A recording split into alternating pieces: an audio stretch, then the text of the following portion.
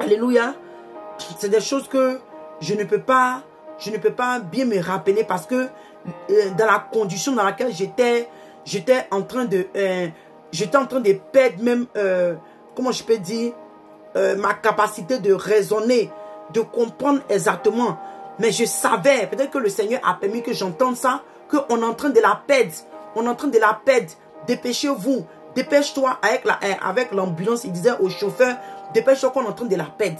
Donc quand on est arrivé, alléluia, à l'hôpital, je ne sais plus exactement, mais je sais que quand on est arrivé, ils m'ont emmené dans une chambre et ils devaient m'opérer. Et après, ils ont trouvé que non, l'opération, il fallait me laver le ventre. Donc, bien aimé, la dernière fois que je me rappelle, quand ils ont mis le tuyau dans mon ventre, je vous dis, je ne sais plus ce qui s'est passé. Quand ils ont mis le tuyau là par ma gorge. Je ne sais plus exactement ce qui s'est passé. Et quand ils ont fini de faire le lavage tout et tout, après, je suis revenu à moi-même. Voilà maintenant l'homme qui arrive. Vous voyez? Et il y a certains détails que je peux faire, ce n'est pas aussi important. Mais ce que je veux dire, bien aimé, voilà ce que le Seigneur a fait pour moi. Et pardon, voilà ce détail même que je vais donner. Parce qu'aujourd'hui, quand je vois qu'il y a des femmes qui sont zélées pour des hommes, peut-être que toi qui m'entends, à cause d'un homme, tu n'es pas marié à cet homme.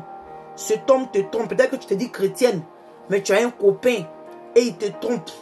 Alléluia. Et comme il n'est pas chrétien, il n'est pas converti, toi aussi tu n'es pas converti, donc tu as eu tellement de mal et que tu dis, oh, je vais me tuer. Bien aimé, écoute-moi très bien. Quand la situation est arrivée,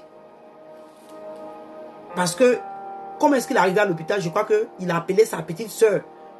Donc sa petite soeur lui a dit que, ah, enfant des gens que tu as laissé à la maison, là, elle est morte, elle a la morgue. Bon, c'est comme ça qu'elle a parlé ça. C'est comme ça qu'elle a dit ça. Donc, par exemple, c'est ce qu'elle m'a dit. Que quand il a appelé, elle a dit que, ah, enfant des gens que tu as laissé hier à la maison, là, elle est morte, donc elle a la morgue. Alléluia. Et vous voyez comment c'est tellement bizarre.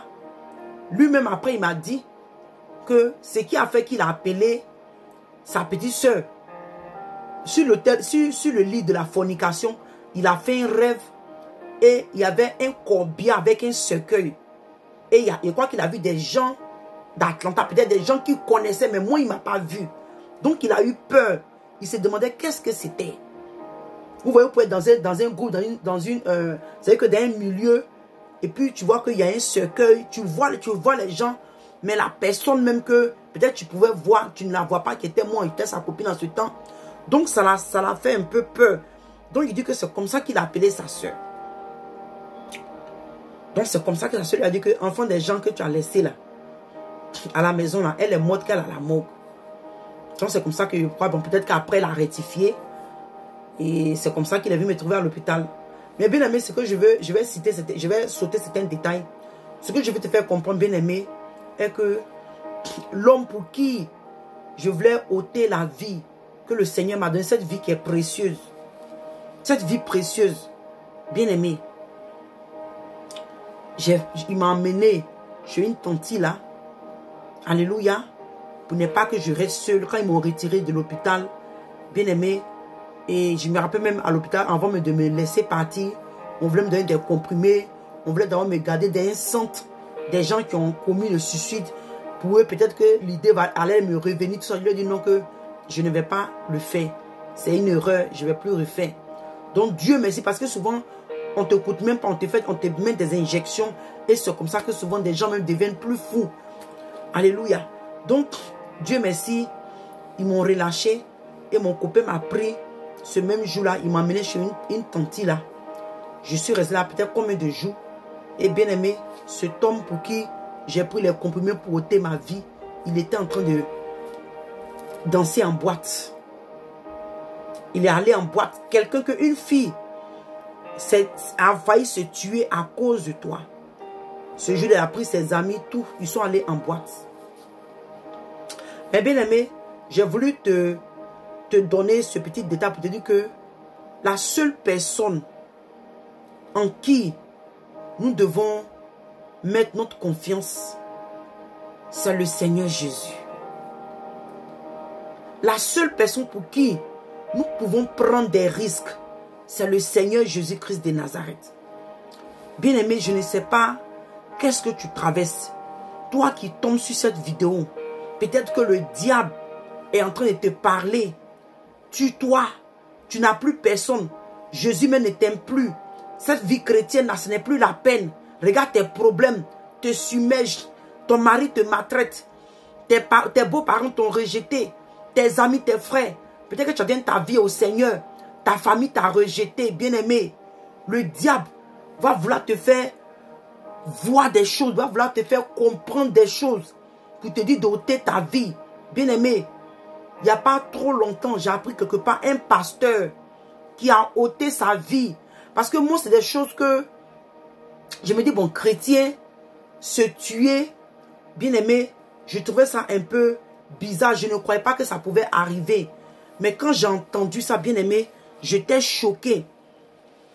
J'étais choqué d'entendre que même des pasteurs, même des chrétiens ont la force de prendre des compromis ou prendre un fusil, se tuer.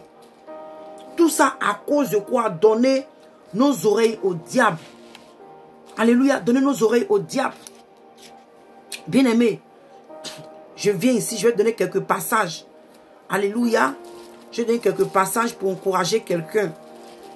Pour encourager quelqu'un. Donc, bien-aimé, c'est comme ça que le Seigneur Jésus m'a délivré de la mort.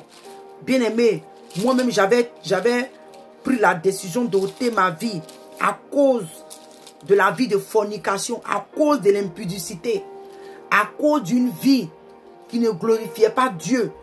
Mais en ce temps, je ne connaissais pas le Seigneur. Ça a été la grâce de Dieu. C'est manifesté dans ma vie. L'amour du Seigneur s'est encore manifesté dans ma vie. Sa miséricorde, bien-aimé, s'est encore manifesté dans ma vie. Alléluia. Moi qui étais destiné pour la mort, le Seigneur n'a pas regardé ce tas que j'ai posé, bien-aimé. Imagine-toi combien de personnes qui ont commis ce tas et que Dieu a laissé aller. Ces personnes sont en train de pleurer aujourd'hui à l'enfer. À l'enfer. Bien-aimé, je connais, il y a des personnes que il y a une soeur avec qui je parlais. Alléluia, une de mes belles soeurs. Et le jour que je me mariais avec mon mari, qui était mon copain, elle m'a dit comme ça qu'il y a une femme avec qui elle était venue à mon mariage. Cette femme s'est tuée. Cette femme s'est tuée, bien aimée. Aujourd'hui, cette femme, les tortures qu'elle vit à l'enfer, on ne peut même pas s'imaginer. Toute personne qui se tue ou qui tue quelqu'un, c'est terrible à l'enfer. C'est terrible à l'enfer. Dans le livre de Matthieu 21, Matthieu 5.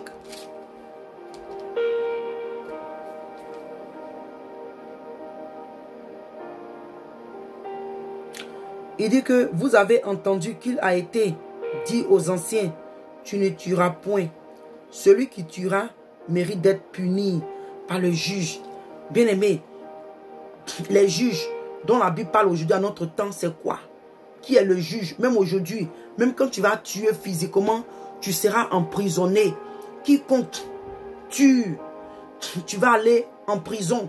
Mais maintenant, toi-même, tu te tues. On va dire, oh, RIP, elle allait se reposer.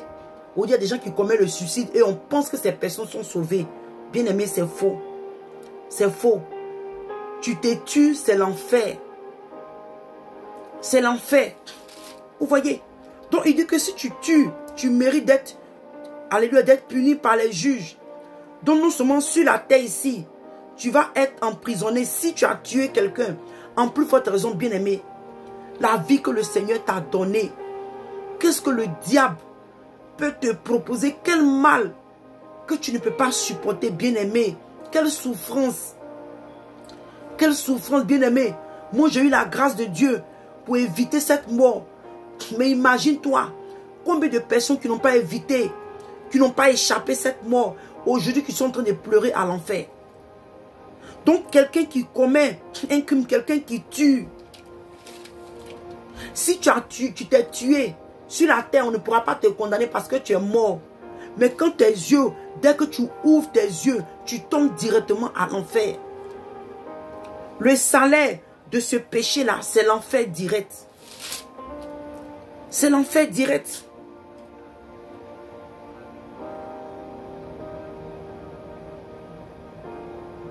Vous voyez, c'est l'enfer direct.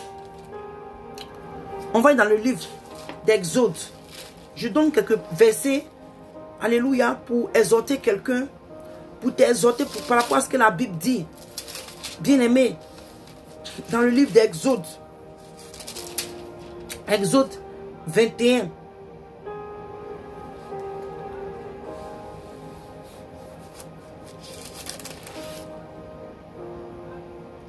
Il dit que, mais quiconque, il dit, mais si quelqu'un agit méchamment contre son prochain,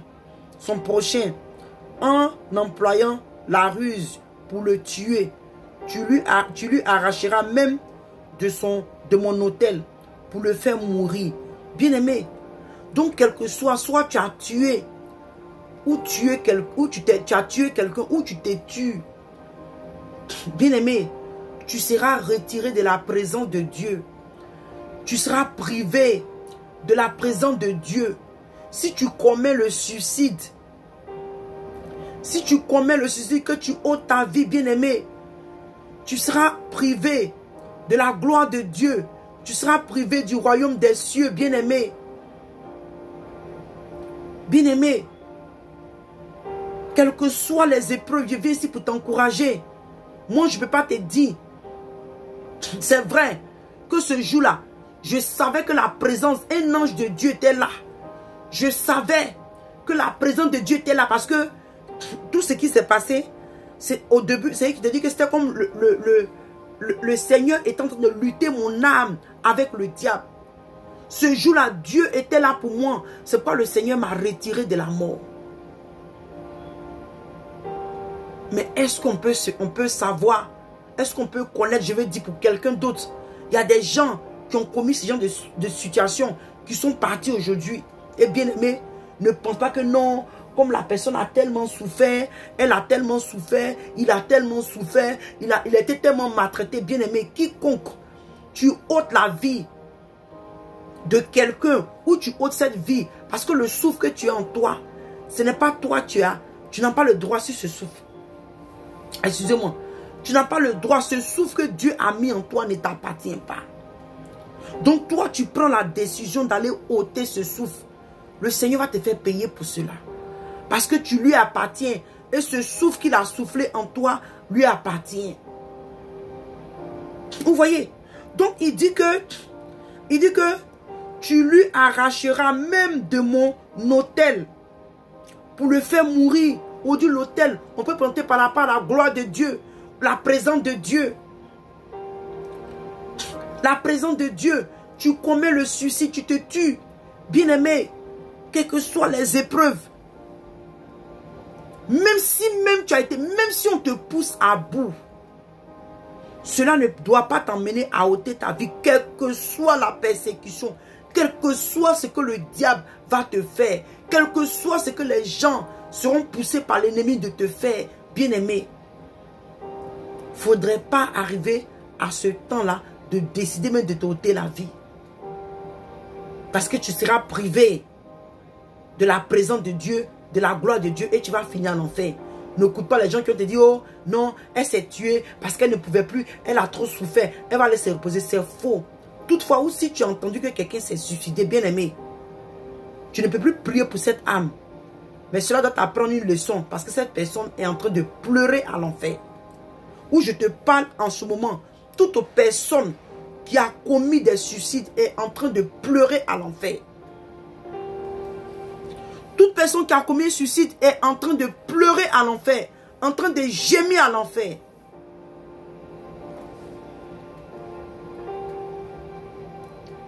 Moi, par exemple, j'ai pris des comprimés, Dieu m'a sauvé. Donc ça peut arriver à des gens qui peuvent peut-être essayer aussi. Et Dieu peut leur faire cette grâce. Mais bien aimé, je viens à travers ce témoignage pour te dire que quelles que soient les épreuves, tout ton regard vers Dieu. Tout ton regard vers Dieu, bien aimé. On va dans le livre des psaumes. Alléluia, dans le livre des psaumes. On prend quelques versets puis on va se séparer. Dans le livre des psaumes. Psaume 50.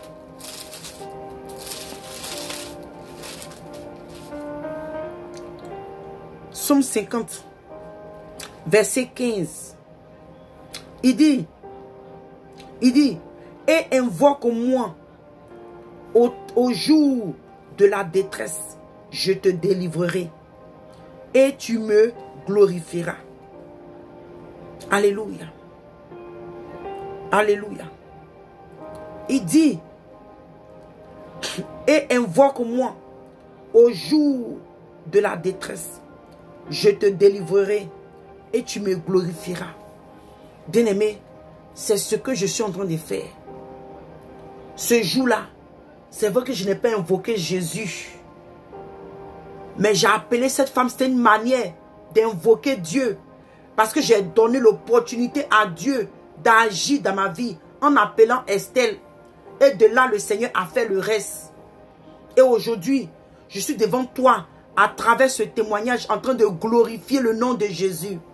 En train de glorifier celui qui donne la vie. Bien-aimé, dans l'ambulance, j'étais morte. J'étais morte. Parce que j'entendais, je sais que le Seigneur a permis que mes oreilles entendent cela. Il dit qu'on est en train de la perdre. On est en train de la perdre. On est en train de la perdre, bien-aimé. Et j'entendais la voix de ce docteur, de ce... comment on les appelle? Je ne sais pas comment on l'appelle en bon français. Mais l'homme qui était venu à l'ambulance, les gens de l'ambulance là, alléluia, j'entendais sa voix très loin. Pour vous dire que mon âme, j'étais en train de partir. Pourtant, il criait. Il était en train de me faire comme ça, me taper, me toucher. Mais je dis que à peine si j'entendais la voix de cet homme. Mais aujourd'hui, je suis en train de glorifier le nom du Seigneur. Donc, bien-aimé, je ne sais pas qu'est-ce que tu traverses. Quel que soit cette armée qui va se dresser contre toi, bien-aimé, ne crains pas, car le Seigneur Jésus est avec toi. Quel que soit, même si les épreuves te submergent, même si la moquerie, les gens se moquent, tu es humilié, quelle que soit l'humiliation, bien-aimé, ne prends pas la décision de t'ôter la vie, quelle que soit. Parce que c'est des choses que nous voyons même dans le milieu chrétien. Quand tu es d'une foi faible, une foi faible, quand ta foi est faible, alléluia, le diable se saisit de ces personnes de foi faible. Moi, en ce temps, je ne connaissais pas le Seigneur. Donc, je peux dire que j'étais une proie facile pour le diable. Mais dans la maison de Dieu, les chrétiens non affermis, les chrétiens charnels, quand les petites épreuves qui se laissent partir, tiens bon. Le Seigneur te dit, si bien-aimé, il dit qu'au temps de la détresse, quelle que soit l'épreuve, quel que soit le stress, quelle que soit la détresse, quel que soit ce que tu es en train de vivre, le Seigneur te dit à travers ce passage, il dit invoque-le et il va te délivrer.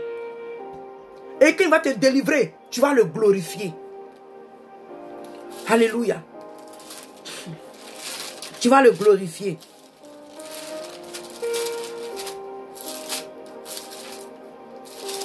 Il dit que tu vas le glorifier, bien-aimé. Et c'est ce que je suis en train de faire. Le verset 2, dans le psaume 77. Il dit, ma voix s'élève à Dieu et je crie. Ma voix s'élève à Dieu et il m'écoutera. Verset 3. Au jour de ma détresse, je cherche le Seigneur. La nuit, mes mains sont étendues sans se lasser. Mon âme refuse toute consolation. Je me souviens de Dieu et je gémis. Je médite. Je médite et mon esprit est abattu. Tu tiens mes paupières éveillées et dans mon trouble, il dit quoi? Je ne puisse parler. Alléluia. Quand tu vas même descendre, il dit je pense aux jours anciens, aux années d'autrefois, je pense à mes cantiques. Pendant la nuit, je fais des réflexions au-dedans de moi et mon esprit médite. Et mon esprit médite.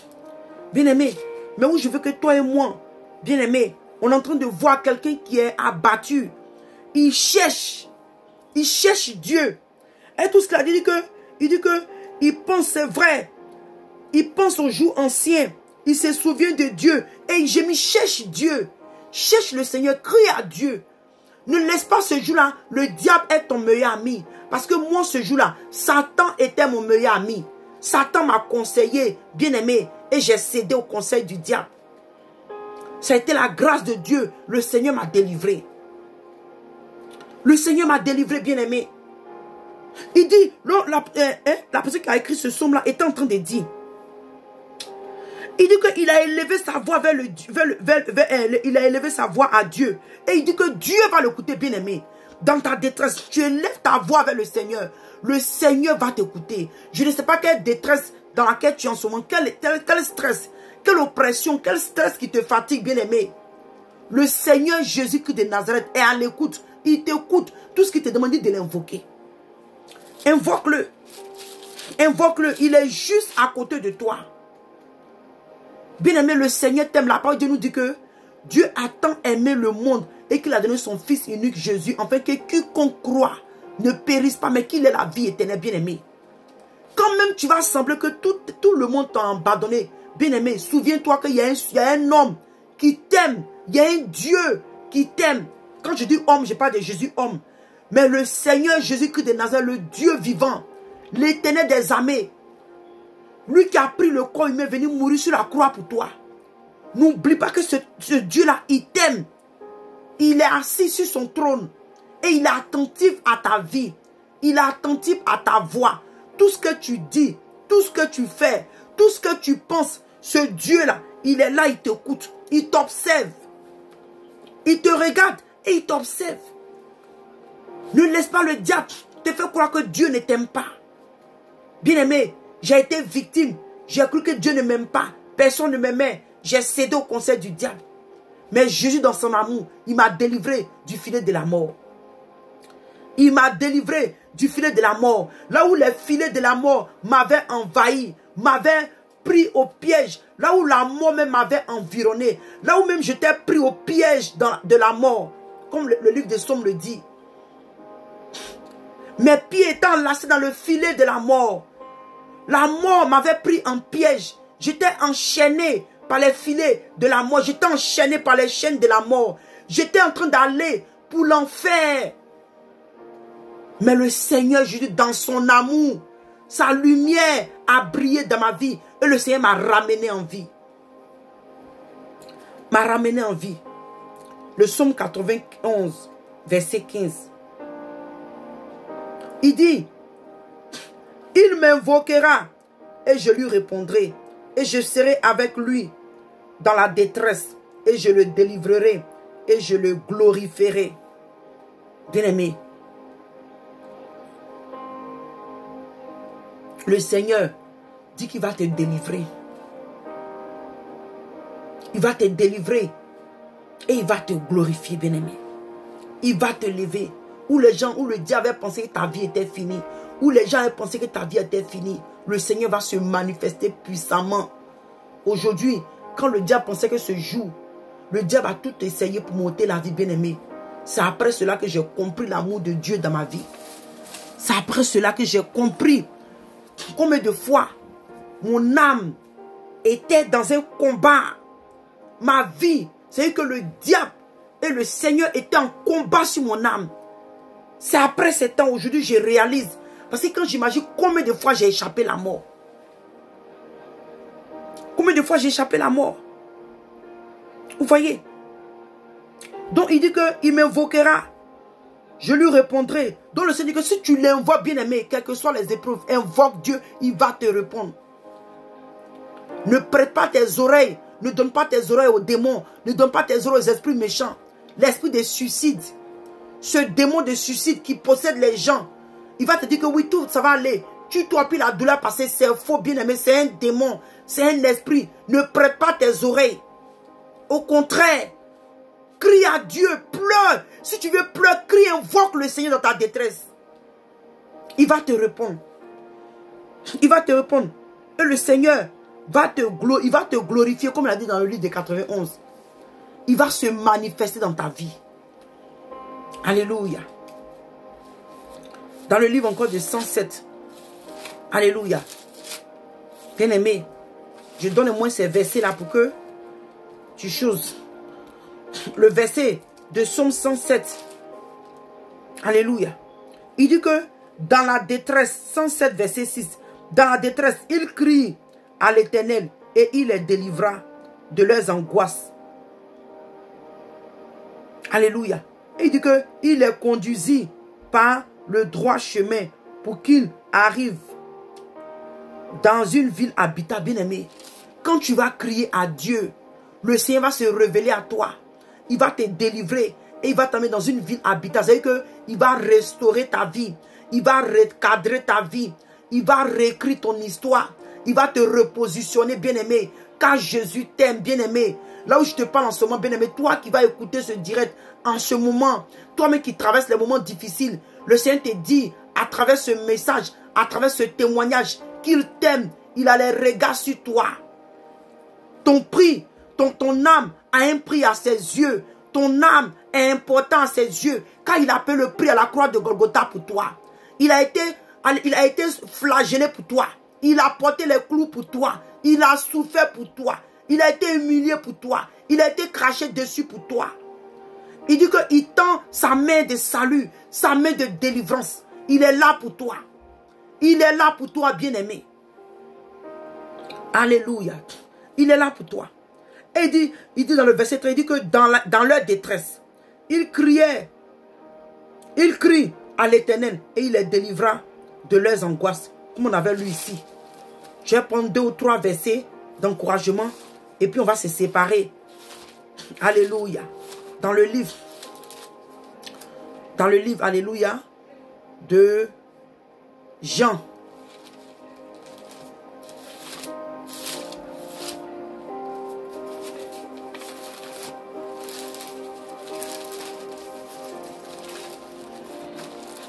Dans le livre de Jean. Jean 6.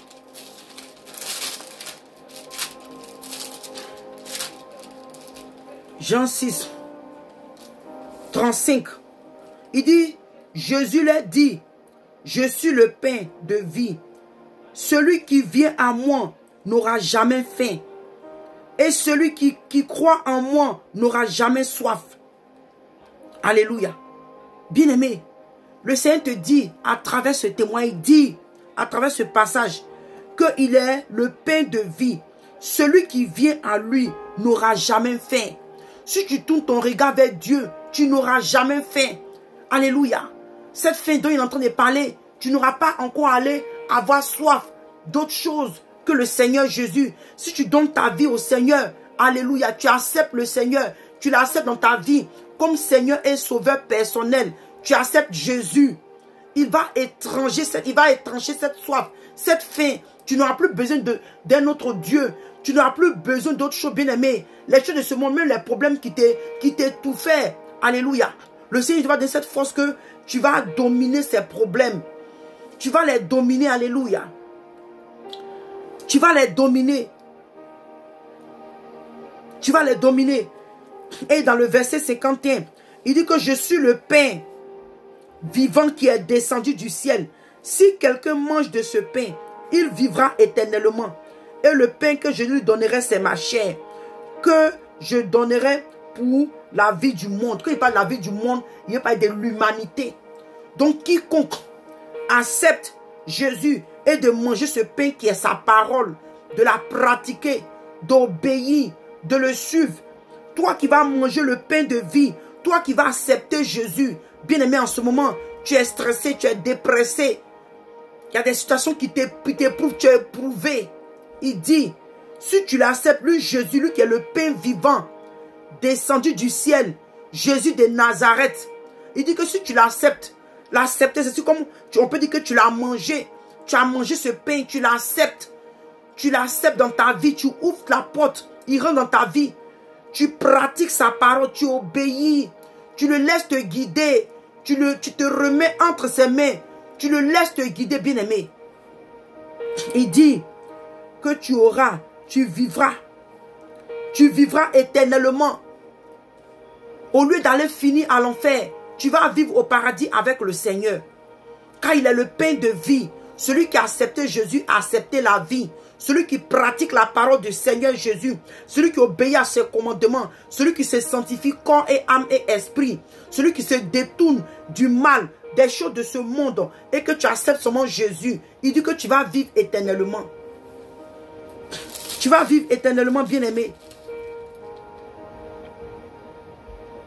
Il dit dans le livre de Jean, verset 8. Pardon, dans le livre de Jean 8, verset 12. Il dit, Jésus leur parla de nouveau.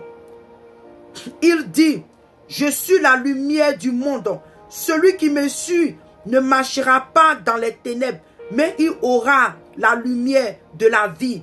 Bien-aimé, toi qui acceptes le Seigneur Jésus, dans ta vie, il va t'éclairer.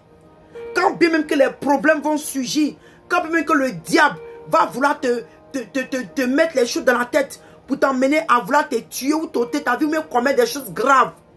Bien-aimé, peut-être que ce n'est pas seulement le suicide, mais il y a des choses que le diable te poussait à faire. Mais il dit que quand toi tu acceptes Jésus, le Seigneur dit que quand tu l'acceptes, il va t'éclairer, il va te parler, il va te conseiller.